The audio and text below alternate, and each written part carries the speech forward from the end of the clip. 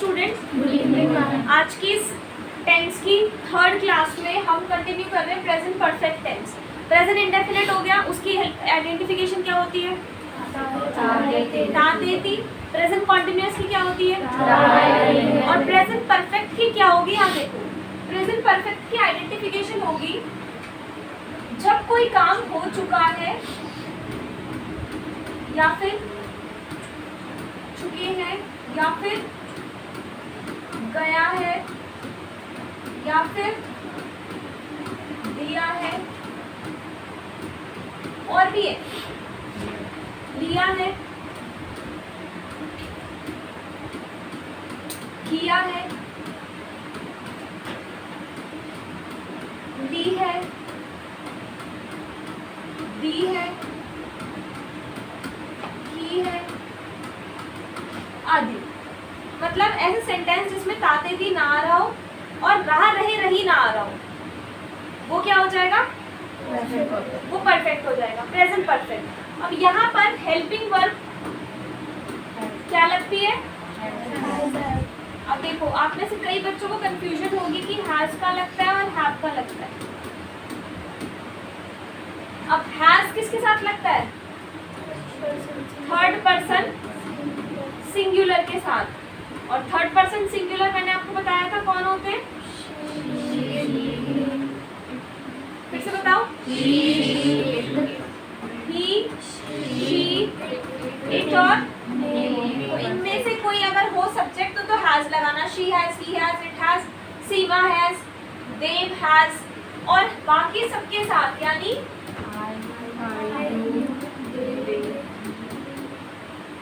I you B दे के साथ have लगेगा। ठीक है, अब बस इतनी सी चीज आपको याद रखनी है इसमें। और मेन वर्ब, हमेशा मेन वर्ब कौन सी लगेगी? Third form of verb.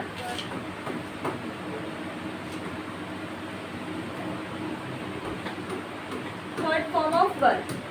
अब जो सेंटेंस, अब ये आपसे ऑब्वियसली कोई सेंटेंस हिंदी टू इंग्लिश तो करने के लिए बोलेगा नहीं। एग्जाम में क्या होगा? सेंटेंस दे रखा होगा, बोलेंगे इसमें मिस्टेक ढूंढो।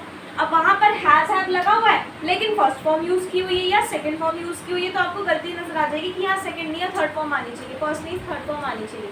अब इसके रूल्स पे नजर डालते हैं। रूल्स बहुत सिंपल से हो गए, शायद आप खुद से भी बना लोगे। अफर्मेटिव का रूल क्या होगा? Subject plus has have plus third form of verb and then has have के साथ थर्ड फॉर्म लगानी है बस। नेगेटिव का रूल क्या होगा?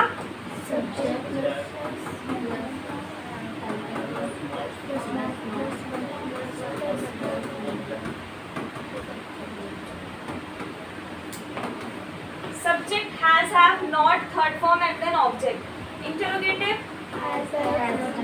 हैज हैव आगे आ जाएगा plus subject plus third form of verb and then object.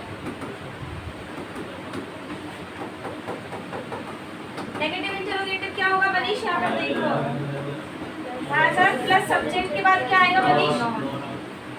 Not.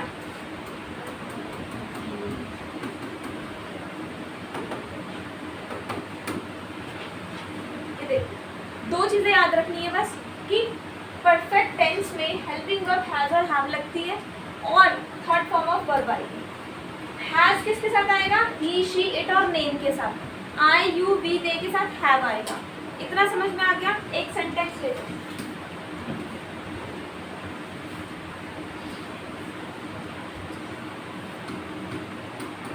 मैंने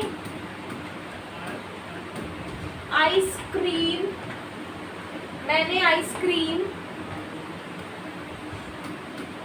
खा ली है। मैंने मतलब आई के साथ क्या लगेगा? हैव क्यों लगेगा?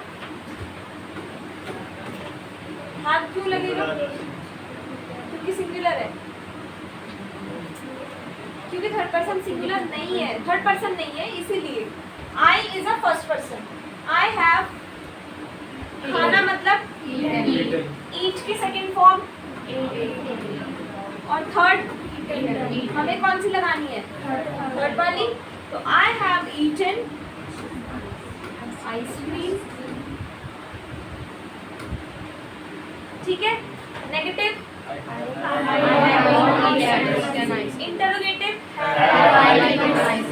Have I eaten ice cream, and negative interrogative, ठीक है। इसमें तो ऐसा कुछ नहीं समझ, दो ही चीजें ऐसे हैज हैव याद रखना है और थर्ड फॉर्म। उसके बाद नेक्स्ट एग्जांपल है, उसने कभी ताजमहल नहीं देखा। उसने कभी ताजमहल नहीं देखा है, ऐसे बनेगा सेंटेंस कुछ, उसने ताजमहल कभी नहीं देखा है। He hasn't seen Taj Mahal. Ma'am इसमें नेवर आनी चाहिए, क्या? मैम नेवर आनी चाहिए, कभी नहीं। नहीं मतलब नॉट, मैम लेकिन कभी नहीं है ना, कभी नहीं देखा। देखो नॉट लगा लो या फिर नेवर लगा लो, फिर एक ही वर्ड लगाओगे, मिस्टेक गलत नहीं होगा।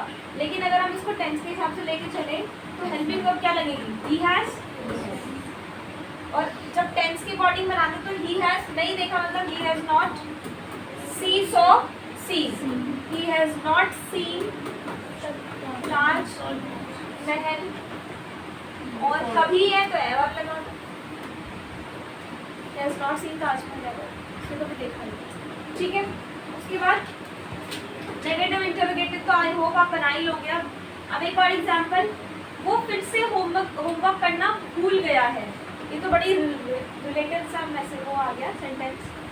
चलो, वो फिर से मतलब अगेन,